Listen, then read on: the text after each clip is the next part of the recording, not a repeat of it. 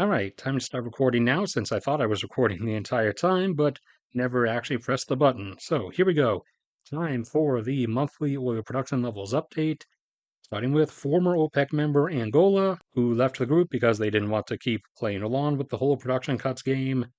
They peaked at 2 million barrels per day a while ago and have since declined down close to 1. They're managing to stave off their decline for a little bit, but that's not going to hold up forever, obviously. This time they came in at 1.13 million barrels per day. Azerbaijan peaked up at 1.1 and has since declined down to under 600,000. This time coming in at 594. Argentina had declined all the way down to 400,000 before starting fracking operations in the Vaca Muerta shale, which have, over the last number of years, brought them back up over 750 now at 751,000 barrels per day, which is higher than their usual domestic consumption. So Argentina has returned to being a net exporter. Australia is, after a brief reprieve for a number of years, now back down into the mid 200s at 264. Brazil is making their way back up to their new capability, which is around 4 million. They were down for a decent bit of last year because of extensive offshore maintenance at some of their older facilities and fields. And as of around now, they should be back up to or a bit under 3.7 million barrels per day. Canada continues creeping up a little bit, but they're starting to level off as expected between 5.1 and 5.2.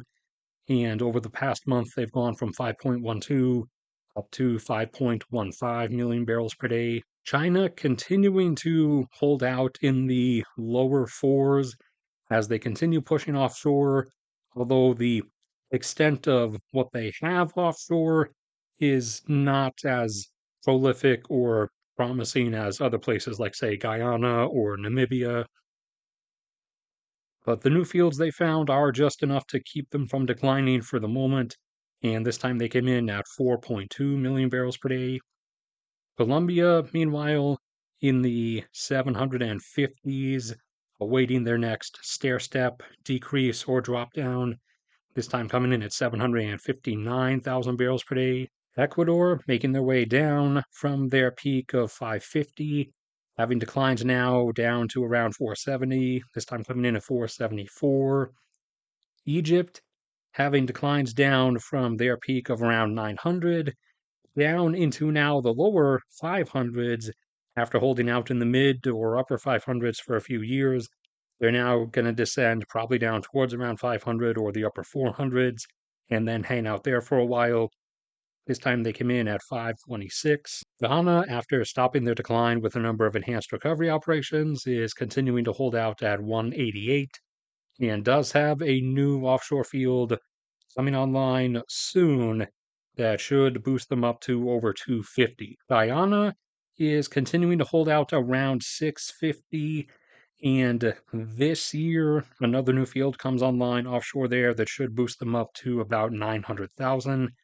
This time they came in at 653. India plateaued for a little bit, but they reached the end of their capability to hold out there and have declines down to around 600 and are at 601 this time. Meanwhile, their domestic oil consumption is 10 times that amount at almost 6 million. Indonesia, once a decent producer for a long time, at around 1.5 for a few decades, reached the end of their capabilities and has since declined all the way down to the 500,000s, this time coming in at 593. Kazakhstan, after hanging out just under 2 for several years, has finally broken above 2 after a expansion project at the Tengiz field came online a few months ago. They are now, as of this month, up to 2.12 million barrels per day. Malaysia continuing to wobble around in the upper 400s, this time coming in just short of 500 at 499,000 barrels per day. Mexico continuing to hang out as expected in the upper ones, where they'll likely remain for the remainder of this decade before starting to go further down again. You can see a link in the upper corner to a video I did specifically containing or showing projections of various countries' likely future oil production trends. This time in particular, Mexico came in at 1.79 million barrels per day. Norway would otherwise be up higher by 100,000 or more, but because of a few things being shut down at the moment, after some concerns came up, they are just under 2 at 1.99 million barrels per day. Oman is not a member of OPEC, but they do follow Saudi Arabia's orders anyways. And instead of going up to their full capable 1.2 or 1.3 like they were intending, they got ordered to pull back and hold under 1, which they have been doing, this time coming in at 985,000 barrels per day. Qatar left OPEC just like Angola did because of not wanting to play the game anymore, and they are continuing to hold out around 1.3 or a bit above it. Russia continuing on their Ukraine invasion induced decline.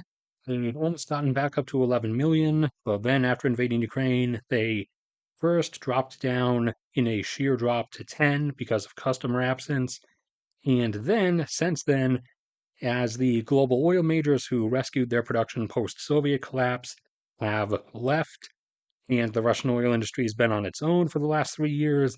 They haven't really been able to hold everything together all that much.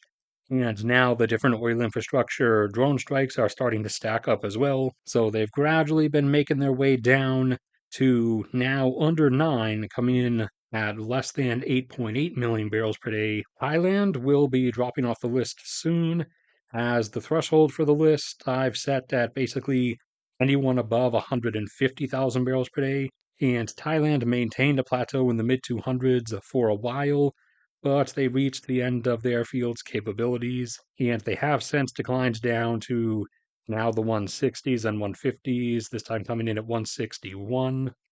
Turkmenistan had peaked earlier up in the 200s, but has since declined down to more around 190, this time coming in at 191 again. The UK, long fallen from their North Sea heights, and both not pursuing oil and gas exploration as much as Norway is, and also lacking the further expansive territory that Norway has to work with. The UK continues declining and is now down to usually 700 or less.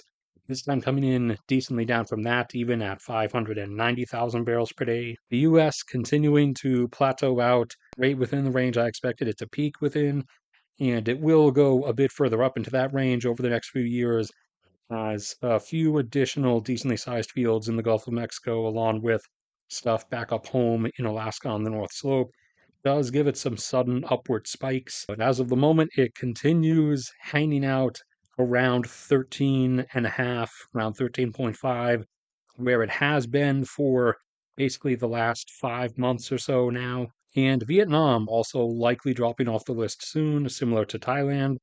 They held a plateau in the mid 300,000s for 2 decades or so, but they reached the end of their field's capabilities and have since declined down to around 160 or 150, this time coming in at 158. And they can't really do any further oil and gas exploration stuff because China keeps building artificial islands in the South China Sea, claiming the entire South China Sea around those islands as belonging to China, and thus not allowing Vietnam to really do anything there. All right, that's it for this one. So thank you everybody for sticking around and listening. Like if you enjoyed, subscribe if you haven't already. PayPal and Patreon are down below if you want to support me. Only do so if you actually can. There's a link in the description to a Google Drive with these graphs and all kinds of other graphs across all kinds of different topics and subjects. That's all free to access and free to use at any time. There's a link to my photography Instagram as well, one in the top pinned comment to my cat's YouTube channel. May God bless and protect all of you, and I will see you all around next time.